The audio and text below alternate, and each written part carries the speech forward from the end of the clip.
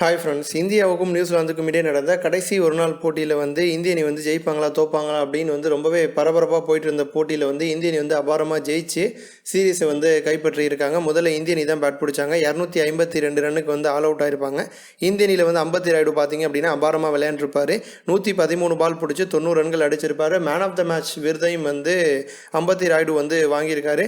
அடுத்தது விஜய் சங்கர், கேதர் ஜாதவ், ஹர்திக் பாண்டியா இவங்க 3 பேருமே சிறப்பாக செயல்பட்டுருப்பாங்க. கேதர் ஜாதவ் பந்து வீச்சில் அபாரமாக கலக்கியிருக்காரு.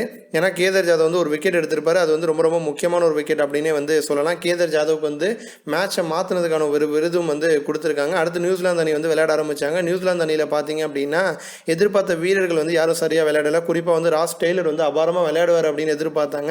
ஆனால் அவர் ஒரு ரன்ல அவுட் ஆகி வெளியில் போனார். நீஷம் மட்டும் 44 ரன்கள் அடிச்சிருப்பாரு. வில்லியம்சன் 39 ரன்கள் அடிச்சிருப்பாரு. அதேமாதிரி டாம் லாதம் பார்த்தீங்க அப்படின்னா 37 ரன்கள் அடிச்சிருப்பாரு. மற்ற வீரர்கள் யாரும் சரியாக விளையாண்டு இருக்க மாட்டாங்க. 44.1 ஓவரில் 217 ரன்னுக்கு ஆல் அவுட் ஆயிருப்பாங்க.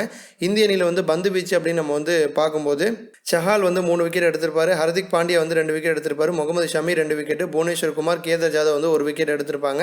இதன் மூலமாக இந்திய அணி பார்த்தீங்க அப்படின்னா 35 ரன்கள் வித்தியாசத்தில் ஜெயிச்சிருக்காங்க. முதல் 3 ஒரு நாள் போட்டியில் இந்தியா ஜெயிச்சாங்க. 4வது ஒரு நாள் போட்டியில் நியூசிலாந்து ஜெயிச்சாங்க. திரும்ப 5வது ஒரு நாள் போட்டியில் இந்திய அணி ஜெயிச்சு 4-1 அப்படிங்கிற கணக்கில் ஒரு நாள் போட்டி தொடர நியூசிலாந்து மண்ணில் வச்சு இந்திய அணி ஜெயிச்சிருக்காங்க. விராட் கோலி இல்லை அப்படிங்கிற காரணத்தினால கடைசி 2 ஒரு நாள் போட்டியில் ரோஹித் கேப்டனாக பொறுப்பேற்று விளையாண்டாரு. இது போன்ற இன்னும் பல ஸ்போர்ட்ஸ் செய்திகளை தெரிஞ்சுக்க ரெட் கலர் பாக்ஸை கிளிக் பண்ணி நம்ம சேனலை சப்ஸ்கிரைப் பண்ணுங்கள். இந்த வீடியோ உங்களுக்கு பிடிச்சிருந்துச்சு அப்படின்னா லைக் பண்ணுங்கள், ஷேர் பண்ணுங்கள். நன்றி.